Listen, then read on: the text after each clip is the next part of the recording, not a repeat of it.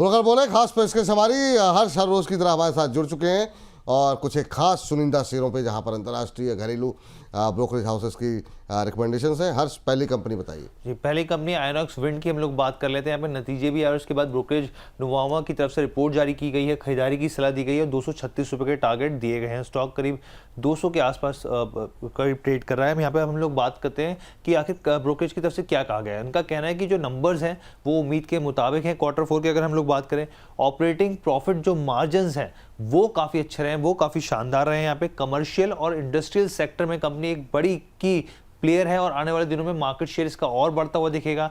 अगर आप यहाँ पे विंड ईपीसी की बात करें या फिर यहाँ पर आप टरबाइन जनरेटर्स की बात करें तो वहाँ पर भी मार्केट जो शेयर है वो उसमें ज़बरदस्त होल्ड देखने को मिल रही है।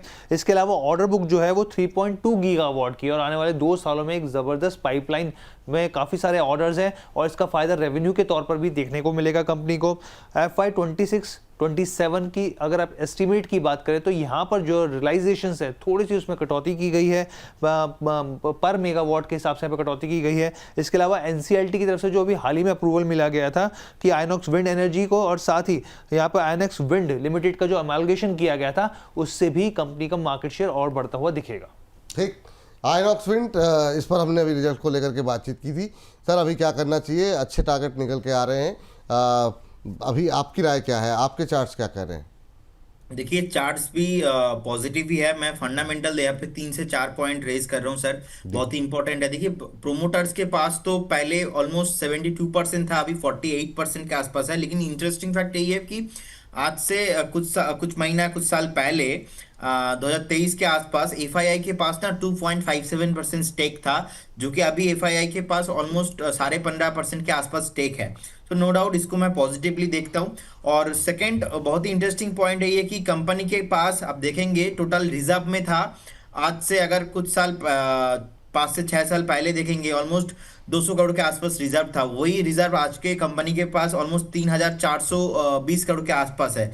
और सेकेंड थिंग, अब आज से अगर हम 3 साल पहले का भी सेल्स देखेंगे, वापस सेल्स ज़्यादा नहीं होता था, ऑलमोस्ट 700-800 करोड़ सेल था। देखिए, इस साल भी लास्ट जो मार्च में कंपनी में रिजल्ट पेश किया था उसमें 3550 करोड़ के आसपास सेल्स पोस्ट किया था। तो नो डाउट फंडामेंटल मुझे पॉजिटिव भी लग रहा है। 400 करोड़ के आसपास नीट तो प्रॉफिट पोस्ट किया है।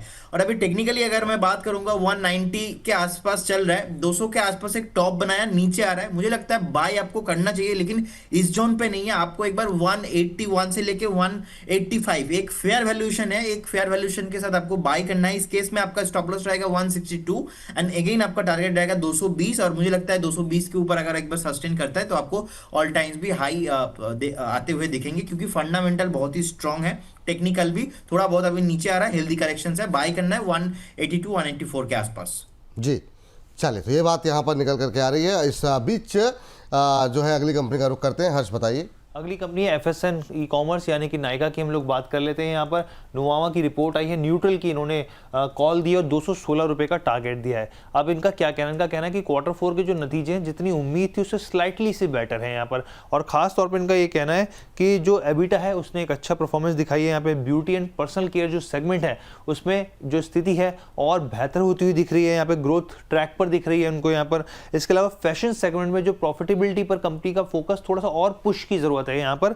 और साथ ही उन्होंने कहा कि अभी जो स्टॉक है फेयर वैल्यू जोन में ट्रेड कर रहा है और मार्जिन में इंप्रूवमेंट है। लेकिन साथ ही उनको साफ तौर पे जो नुवामा का कहना है कि थोड़ा कंस्ट्रक्टिव और वर्क करने की जरूरत है ताकि जो कंपनी को और पुश मिल सके। ठीक, चलिए यहाँ पर भी नज़र डालते हैं। सर, नायका अभी थोड़ी देर पहले जरा हम लोग बात भी कर रहे थे, आज दबाव में भी है। अभी क्या करना चाहिए सर? 216 तक के टारगेट नुवामा कह रहा है कि यहाँ देखने को मिल सकते हैं। आप सहमत हैं उससे? 216 टारगेट सर बहुत स्मॉल टारगेट है, मुझे लगता है आ जाएंगे 216। और यहाँ पे आपको फ्रेश बाई नहीं करना है। अभी देखिए, टॉप बनाने के बाद थोड़ा नीचे अभी आ रहा है। मुझे लगता है कि 185 180 का जोन यहाँ पे वैल्यूएशन है। अभी भी मुझे लगता है कि फेयर वैल्यूएशन नहीं है। अगर आज से 2-3 महीना पहले अगर आप पूछते तो फिर मुझे लगता था ये फेयर वैल्यूएशन है, लेकिन आज के डेट में मुझे लगता है अभी भी फेयर वैल्यूएशन में नहीं है। फंडामेंटल थोड़ा अब सर 44 टाइम्स अपना जो पीबी है उससे ऊपर चल रहा है, प्राइस टू बुक वैल्यू जो है। तो मुझे लगता है 180 के आसपास आप बाय कीजिए। उस केस में आप 165 के आसपास एक स्टॉप लॉस मेंटेन कीजिए। तो 220 रहेगा पहला टारगेट और 230 रहेगा सेकंड टारगेट। 197 पे बाई बिल्कुल भी नहीं होना चाहिए। ठीक सर, ये बात जो है नायका को लेकर के निकल के आ रही है। अगली कंपनी के लिए दोबारा चलते हैं हर्ष के बाद। हर्ष बताइए आज की तीसरी कंपनी। जी, अगली कंपनी है वोडाफोन आइडिया की हम लोग बात कर लेते हैं यहाँ पर। और एक बार ये देखिए यूबीएस की रिपोर्ट है, खरीदारी की सलाह दी और लगभग डबल के टारगेट दिए, 12 रुपये 10 पैसे के। अब इनका क्या कहना है? इनका सबसे पहले इनका कहना है कि जो नतीजे रहे वो उम्मीद के मुताबिक रहे, उसमें कोई बहुत ज़्यादा कुछ खास देखने को मिला नहीं। दूसरी चीज़ इन्होंने कहा कि मार्केट शेयर लगातार घट रहा है। तीसरी चीज़ इन्होंने कही कि रेवेन्यू में भी कटौती देखने को मिल रही है अगर आप क्वार्टर ऑन क्वार्टर बेसिस पर कंपेयर करें तो। लेकिन ये जरूर कहा कि उन्होंने आरपू की बात करी, यहाँ पे एवरेज रेवेन्यू पर यूज़र की अगर हम लोग देखें तो ये जो है थोड़ी सी स्थिति बेहतर होती हुई दिखी है। इसके साथ ही इनका ये भी कहना है कि जो अहम ट्रिगर्स है उस पर ध्यान है रहेगा हमारा, जैसे कि कंपनी की तरफ से यहाँ पे जो फंड रेजिंग की बात की जा रही है 20,000 करोड़ की, वो एक इंपॉर्टेंट ट्रिगर है। उसका कैपिटल एक्सपेंडिचर किस तरीके से होगा यहाँ पर ध्यान रखा जाएगा। 5G को लेके किस तरीके से एक्सपेंशन प्लान पे काम कर रही है, ये कि यहाँ पे चीज़ इंपॉर्टेंट है। और साथ में जो सरकार जो है सबसे बड़ी शेयर होल्डर है, कि आने वाले दिनों में इक्विटी इन्फ्यूज करती हुई दिखेगी। तो ये तमाम पैरामीटर्स है, इसके हिसाब से उन्होंने जो टारगेट है अपना रेस किया है।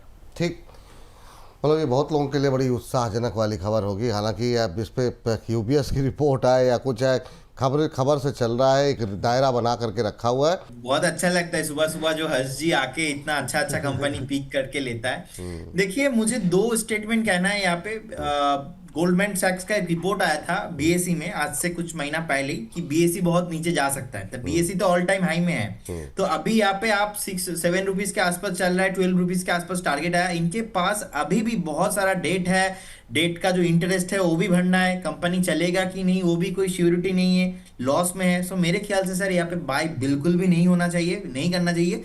बहुत सारे लोग ऐसे ही रिपोर्ट देख के हायर टाइम फ्रेम में फंसे हुए हैं। तो विथ ऑल रेस्पेक्ट, अगर आपके पास है आप बने रहिए एक होप के साथ। अब वो होप कितना सही होगा आई डोंट नो, बट यहाँ पे फ्रेश बाई का सलाह मेरी तरफ से नहीं रहेगा सर। चलिए कोई बात नहीं, 12 रुपए के टारगेट यूबीएस तो मान रहा है कि देखने को मिल सकते हैं। चलिए आज तीसरी आज की आखिरी कंपनी बताइए। अपोलो हॉस्पिटल जो है आखिरी कंपनी है यहाँ पर। और यहाँ पर अगर आप देखें सिटी की रिपोर्ट है, खरीदारी की सलाह है और 8,260 रुपये का लक्ष्य दिया गया है। अब इनका कहना है कि यहाँ पर जो रिजल्ट्स हैं, क्योंकि तमाम कंपनियों के लगातार बैक टू बैक रिजल्ट्स आए तो इनके भी नंबर्स आए और इन्होंने इसका जो नंबर्स का आकलन किया वो कह रहे हैं ठीक है नंबर्स। साथ ही इनका कहना है कि बांग्लादेश से जो आ रहे पेशेंट हैं वहाँ पर गिरावट देखने को मिल रही है यहाँ पर, और इसके वजह से रेवेन्यू पर इम्पैक्ट होता हुआ दिखेगा। साथ ही इनका कहना है ऑफलाइन अगर आप फार्मेसीज की बात करें तो वो काफ़ी अच्छा यहाँ पर जो है उनकी ग्रोथ देखने को मिल रही है, एक अच्छा काम कर रहे हैं यहाँ पर। हायर ईसॉप के वजह से यहाँ पर चार्जेस की वजह से ऑफलाइन प्रॉफिटेबिलिटी पर इम्पैक्ट दिख रहा है। साथ ही इनका कहना है 3,500 बेड्स का और एडिशन होता हुआ दिखेगा, जो कि एक मजबूत सेंटिमेंट्स आने वाले दिनों में जनरेट करता हुआ दिखेगा। और साथ ही इनका कहना है जो हेल्थ केयर सेगमेंट में जिस तरीके से सर्विस को लेकर, टेक्नोलॉजी को लेकर बढ़ोतरी देखने को मिल रही है, कंपनी लगातार उस पर काम करे। तो ये तमाम पैरामीटर्स के आधार से इन्होंने ये टारगेट्स 8,260 रुपये के दिए हैं। चलिए आज 1% की तेजी है, नतीजे अच्छे रहे हैं अपोलो हॉस्पिटल के रिजल्ट्स आने के बाद। प्रदीप जी जरा टिप्पणी दीजिए अपनी अपोलो हॉस्पिटल को लेकर के। देखिए सर एप्पल हॉस्पिटल को लेके मैं पॉजिटिव हूँ। अभी इन लोगों के पास ऑलमोस्ट मार्च में जो ईयर एंडिंग पे इन्होंने पोस्ट किया ऑलमोस्ट 20,000 करोड़ के आसपास इनके पास टोटल एसेट इन लोगों ने पोस्ट किया है। तो देखिए अगर हम मार्केट कैप भी देखेंगे ऑलमोस्ट 1 लाख करोड़ से ऊपर अभी मार्केट कैप है, 1500 करोड़ के आसपास नीट प्रॉफिट पोस्ट किया है, सेल भी यार टू यार 14% सीएजआर के साथ इंक्रीज हो रहा है। अभी जो थोड़ा टाइम पहले ही मैं आपको कह रहा था कि 7,000 के आसपास बाई करना सही नहीं है, अभी देखिए 6,980 के आसपास चल रहा है करंट मार्केट प्राइस। तो मुझे लगता है आप बाई कीजिए, लेकिन आपका बाइंग प्राइस होना चाहिए 6,800 से 6,750 के आसपास। और मुझे लगता है अगर आप बाई करते हो इस केस में आपका पहला जो टारगेट होगा वो होगा 7,800 और सेकेंड टारगेट आपका जो 8,260 आप दिखा रहे हो सर, ये भी आना चाहिए और इसके ऊपर भी टारगेट आपको मिलेंगे। लेकिन अभी फिलहाल आपको बाय करना है 6,700 से 6,800 के आसपास। यहाँ से फ्रेश 150-200 पॉइंट अगर नीचे आता है उस केस में आप एक डीप में बाय करना है आपको। चलिए टिप में बाय करना है, ये सलाह है। बहुत बहुत शुक्रिया हर्ष ये तमाम जानकारी देने के लिए, इन चारों शेयरों पर डिटेल में बातचीत करने के लिए। चलिए तो फिलहाल के इस सेगमेंट में इतना ही।